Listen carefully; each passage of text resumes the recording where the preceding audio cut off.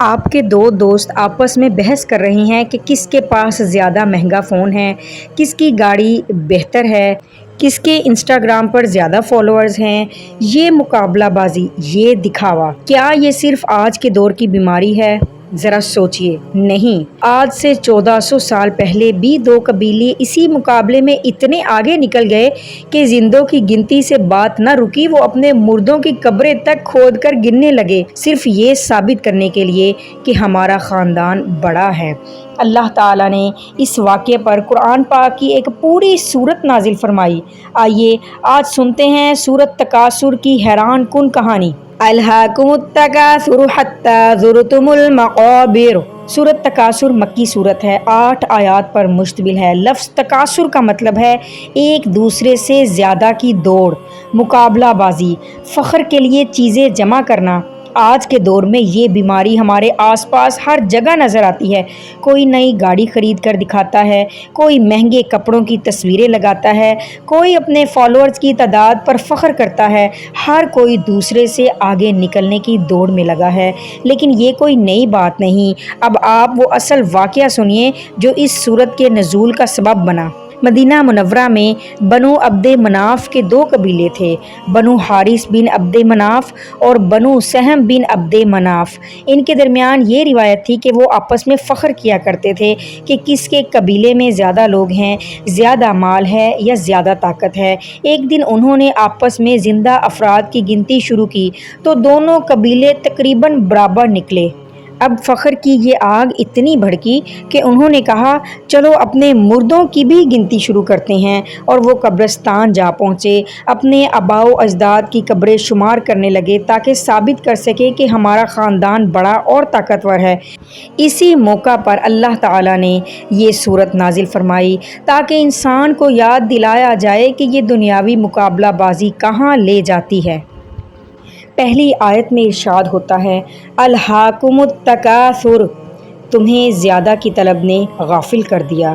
لفظ الہاکم کا مطلب ہے غفلت میں ڈال دینا، مشغول کر دینا، اصل مقصد سے ہٹا دینا، یعنی مال، اولاد، عزت اور مرتبے کی دوڑ نے انسان کو اس کے اصل مقصد یعنی اللہ کی عبادت اور آخرت کی تیاری سے غافل کر دیا۔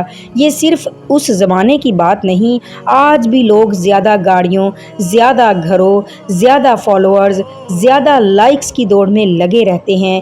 یہی تکاثر کی جدید شکل ہے۔ آیت نمبر 2، حتی زرتم المقابر، یہاں تک کہ تم قبروں تک جا پہنچے۔ یہ آیت سیدھا اس واقعے کی طرف اشارہ کرتی ہے جو ہم نے ابھی بیان کیا کہ کس طرح فخر کی دوڑ انہیں قبرستان تک لے گئی۔ لیکن یہاں ایک گہرا نکتہ بھی ہے، انسان کی حرص کبھی ختم نہیں ہوتی یہاں تک کہ موت آ کر اسے روک دیتی ہے۔ زرتم کا لفظ جس کا مطلب ہے ملاقات کی، اس بات کی طرف اشارہ ہے کہ ایک دن ہر انسان کو خود بھی قبر میں جانا ہے، یہ صرف دوسروں کی قبریں گننے کی بات نہیں ہے۔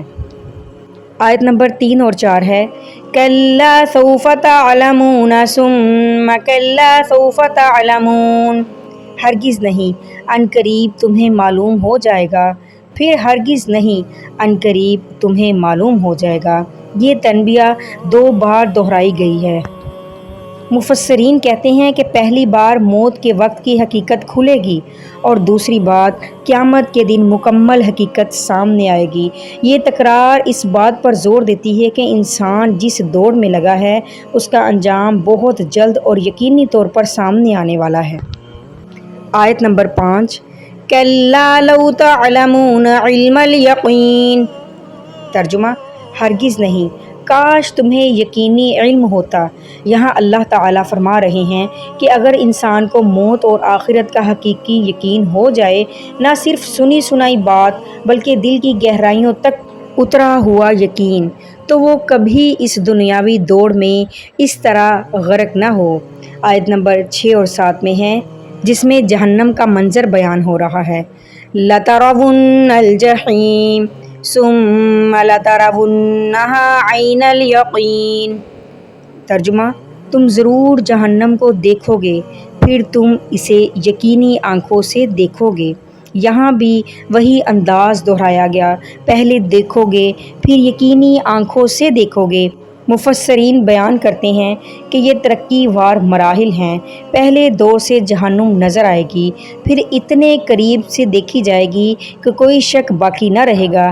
یہ ان لوگوں کے لیے سخت تنبیہ ہے جو دنیا کی رنگینیوں میں کھو کر آخرت کو بھول جاتے ہیں۔ آیت نمبر 8 میں حساب کے دن کا ذکر ہے۔ ثم لتسألن يومئذ عن النعیم۔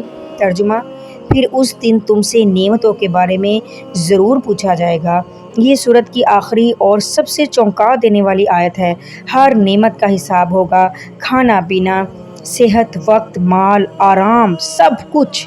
ایک روایت میں ہے کہ نبی کریم صلی اللہ علیہ وآلہ وسلم نے صحابہ سے فرمایا کہ ٹھنڈے پانی کا ایک گھونٹ اور کھجور کے 2 دانے بھی نعمتوں میں شمار ہوں گے جن کا سوال ہوگا۔ سوچئے وہ لوگ جو قبروں تک جا کر مردوں کی گنتی پر فخر کرتے ہیں، انہیں یہ معلوم نہ تھا کہ ایک دن انہی نعمتوں کا حساب دینا ہوگا جن پر وہ اتراتے تھے۔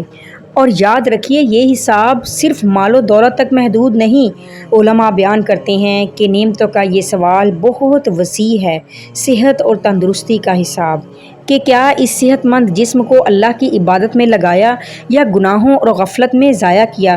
وقت اور عمر کا حساب، نبی کریم صلی اللہ علیہ وآلہ وسلم نے فرمایا کہ قیامت کے دن انسان کے قدم اس وقت تک نہیں ہٹیں گے جب تک کہ اس سے 5 سوالات نہ پوچھ لیے جائیں، جن میں ایک یہ بھی ہے کہ اپنی عمر کہاں کھپائی۔